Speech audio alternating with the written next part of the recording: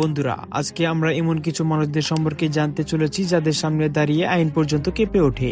আজকে আমরা এমন কিছু মানুষদের গল্প বলবো যারা আদালতের কাঠগড়ায় দাঁড়িয়ে মাথা নিচু করে ক্ষমা চায় না, বরং বিচারকের চোখের দিকে তাকিয়ে মৃত্যু দাবি করে। এই ভিডিওটা শেষ পর্যন্ত না দেখা পর্যন্ত আপনি কখনোই বুঝতে পারবেন না একজন মানুষ কতটা ভয়ঙ্কর হতে পারে। তো বেশি কথা না বেরিয়ে চলুন তাদের সম্পর্কে জেনে আসি। একটি সাধারণ আদালতের কক্ষ, চারদিকে নিস্তব্ধতা। বিচারক সামনে বসে আছেন, ক্যামেরা চালু, সবাই অপেক্ষা করছে রায়ের জন্য। হঠাৎ আসামি ধীরে ধীরে মাথা তোলে, তার চোখে ভয় নেই, এমনকি তার মুখে অনুশোচনার কোনো ছাপও নেই। এমনকি এই নীরবতা ধীরে ধীরে ভয়ানক হয়ে উঠেছে। প্রথম অপরাধীর মৃত্যুর দাবি। বিচারক যখন সাজা পড়তে শুরু করে ঠিক তখনই আসামি হেসে ওঠে। সে চিৎকার করে বলে, আমি মৃত্যুদণ্ড চাই। পুরো আদালত স্তব্ধ, কারণ এই কথাটা কোনো স্বাভাবিক মানুষ বলে না। এই মানুষটার কাছে জেল মানে শান্তি না, মৃত্যুই তার চাওয়া। তাহলে আপনারা একবার কল্পনা করে দেখুন মানুষ কতটা ভয়ানক হলে নিজের মৃত্যুই দাবি করে। ঠিক তখনই আতঙ্ক ছড়িয়ে পড়ে।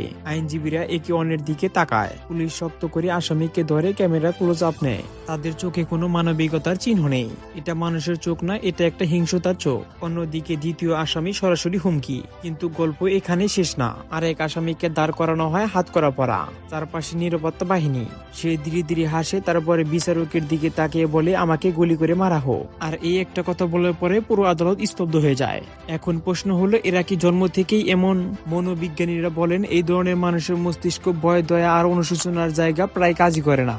এরা অপরাধ করে কোনো অনুশোচনা ছাড়াই, কারণ এদের কাছে মানুষের জীবন একটা খেলনা মাত্র। আর এদের কারণে বিচারকরা নিরাপদ না। এইসব মামলার পর অনেক বিচারক বছরের পর বছর সন্ত্রাস নিরাপত্তা ছাড়া চলতে পারে না, কারণ এই অপরাধীরা শাস্তিকে ভয় পায় না, বরং শাস্তিকে চ্যালেঞ্জ করে। তো এরপরে রয়েছে ভয়ানক বাস্তবতা। সবচেয়ে ভয়ানক সত্য কি জানেন? এই অপরাধীরা আদালতকে ব্যবহার করে নিজেদের ক্ষমতা দেখানোর মঞ্চ হিসেবে। তারা চায় সারা পৃথিবী জানুক তারা কতটা ভয়ানক। তাদের কাছে একদিকে আইন, আরেকদিকে এমন মানুষ যাদের কাছে মৃত্যু পর্যন্ত তুচ্ছ। তাহলে প্রশ্ন হলো, এই লড়াই কে জিতবে? আইন নাকি মানুষের শৈলী লুকিয়ে থাকা এই দানবগুলো? আর এই প্রশ্নের উত্তর আজও পরিষ্কার না, কারণ দানবরা সবসময় অন্ধকারেই থাকে। আর হয়তো এই মুহূর্তে কোথাও না কোথাও আরেকটা আদালত কক্ষে এক নতুন দানব রায়ের অপেক্ষায় দাঁড়িয়ে আছে।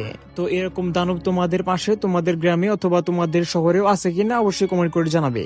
তো এরকম আরো রহস্যময় ভিডিও দেখার জন্য সবাই ভিডিওতে লাইক করে চ্যানেলটা সাবস্ক্রাইব করে দিন, কারণ নেক্সট ভিডিওটা আরেকটু রহস্যময় এবং ধামাকা হতে চলেছে। তো আজকে বিদায় নিচ্ছি, নতুন ভিডিওটা দেখার জন্য অপেক্ষা করুন।